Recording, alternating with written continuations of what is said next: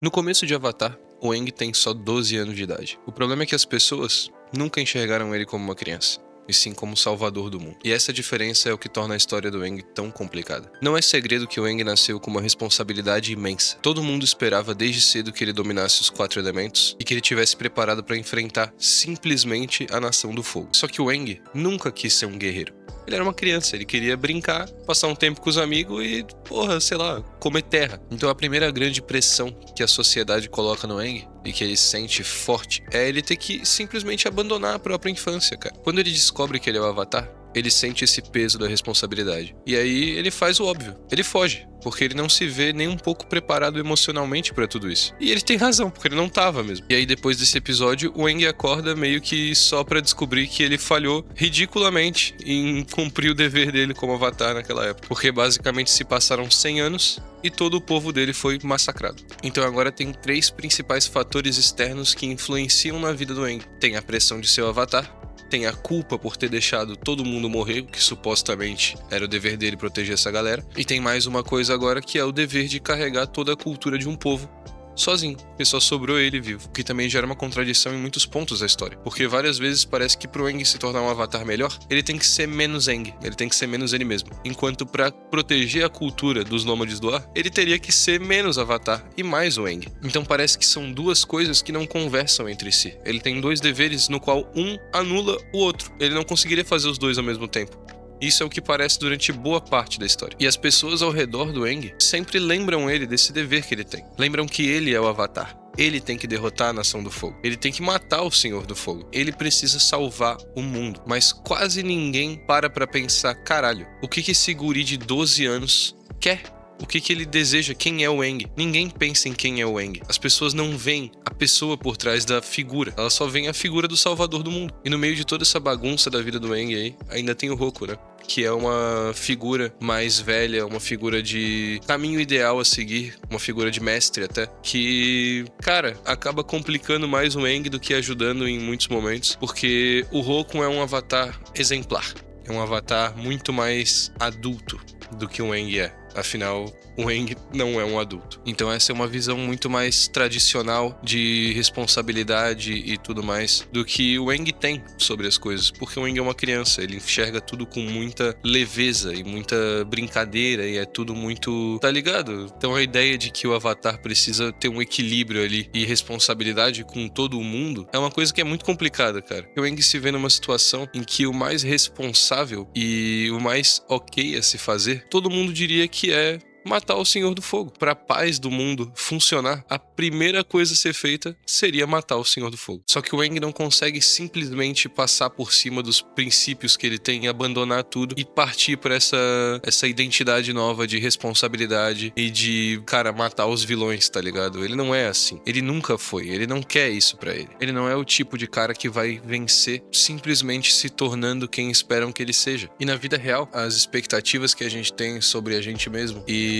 as expectativas que os outros têm sobre a gente, a pressão social e tudo isso, é muito real, cara. No conceito que a gente tá inserido, principalmente com a internet, com essa globalização do mundo e com tudo isso, é muito comum tu se sentir muito porra nenhuma no meio de um mundo em que todo mundo dá certo, todo mundo parece que tem mais sucesso do que tu, todo mundo parece que tem uma facilidade absurda em fazer todas as coisas que tu queria fazer e tu não consegue, porque nenhuma delas é fácil. E eu falo isso tendo pego que talvez é a melhor geração pra entender esse sentimento, porque eu não sou nem novo demais e nem velho demais, então eu tive inserido nessa parada que é o crescimento na internet desde que eu era pequeno. Então eu vi tudo isso crescer e cresceu junto comigo, basicamente. Na minha super mega infância, era muito incomum querer ser youtuber quando eu era muito pequeno. Só que daí quando eu era um pouquinho maior, todo mundo já queria ser youtuber, por exemplo, que é ali pra, sei lá, 2015. Mas ali em 2012, ninguém queria isso. Isso não era um sonho, isso não era uma coisa.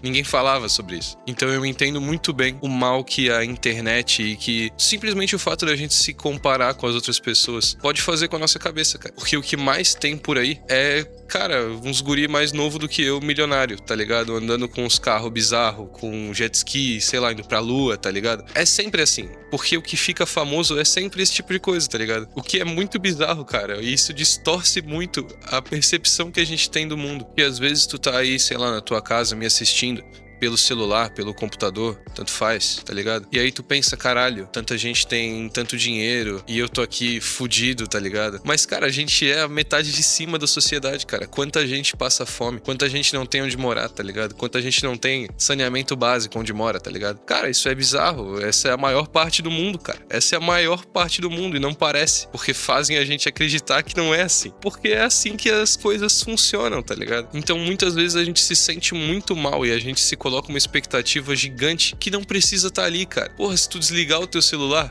metade dos teus problemas desaparece, cara. Isso é absurdo. No meu vídeo sobre o BoJack, eu falei que eu ia fazer um vídeo ainda sobre expectativa, sobre pressão social e tudo isso. Porque tem muito a ver com o BoJack também. Porque isso é uma das coisas que mais acabou com ele durante a vida. E, cara, aqui está o vídeo. Eu não acho que tenha um personagem melhor do que o Aang pra falar sobre isso. Porque apesar de na era dele não ter tecnologia e coisas assim, ainda assim é basicamente o arquétipo perfeito de uma pessoa da qual esperam tudo. E essa pessoa tem que abdicar de todas as vontades e tudo que pretendia fazer na vida pra viver em função desse dever que foi colocado pra ela ali. Então esse vídeo é basicamente, cara, uma carta aberta dizendo que, pô, se cobre menos. Às vezes é melhor a gente se cobrar menos. É claro que tu não deveria ser um vagabundo largado na vida, porque daí também é loucura. Mas, cara, às vezes, pô, a gente agradece pouco pelo que a gente tem. A gente mira alto demais porque a sociedade como ela é hoje faz a gente pensar desse jeito e faz a gente ver as coisas assim. Então, cara, eu acho que é legal a gente ir com mais calma, sabe? A gente tentar ver as coisas numa visão mais ampla, tá ligado? Pô, parece que todo mundo tá melhor que tu. Sempre vai parecer. É sempre assim. E isso não é só por causa da internet. O mundo sempre foi assim.